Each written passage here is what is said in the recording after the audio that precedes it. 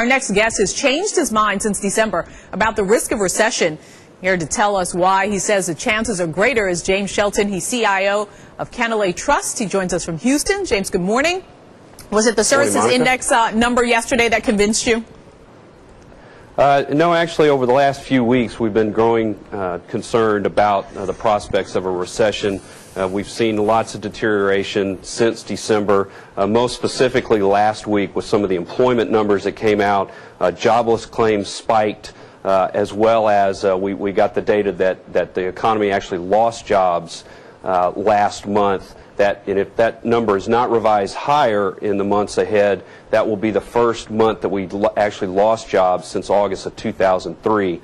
So we do believe that we are brushing with a recession right now. You know, Jim, after yesterday's services number, Merrill Lynch's David Rosenberg said that the report could result in another emergency rate cut by the Fed. Is there enough evidence, you think, for that?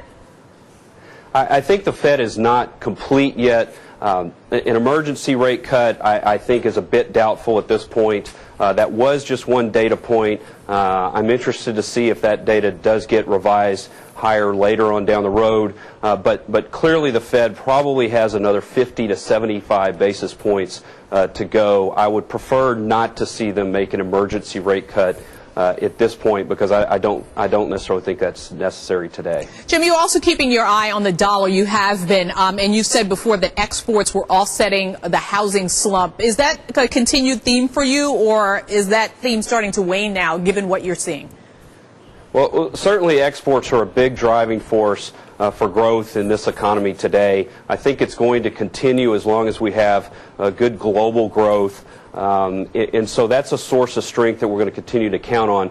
I don't believe that the dollar is going to continue to weaken significantly from these levels, particularly against European currencies, because we are seeing some slowdown over there in Europe. And I believe we're going to start to see a little bit better growth prospects here, later on this year, that I think will help to support the dollar. Of course, let's look at some sectors now. As the Chief Investment Officer, you are advising on some things, looking at some things. Financials in particular, you're underweight, maybe not a surprise for many people given what's happened. Is the worst over in your mind?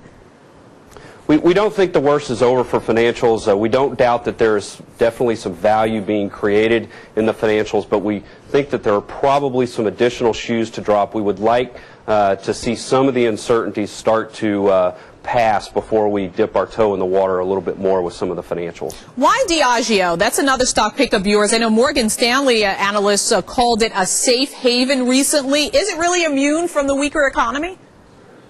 Well, with Diageo, it's the world's largest maker of alcoholic beverages. It trades at about a market multiple. You also get about a 4% dividend yield. It's got very good defensive growth characteristics that aren't necessarily tied to the economy. So we would agree that it's a bit of a safe haven. And Genentech, I wanted to touch on that because the company did boost its fourth quarter profit outlook. Avastin, obviously a big drug for the biotech company. Any more catalysts for Genentech?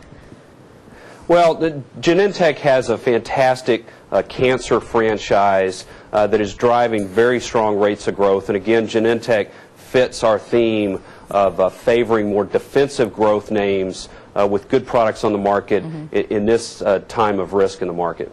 James, we have to leave it there. Appreciate your time today. Of course, it's James Shelton. He's a Chief Investment Officer at Kanaly Trust.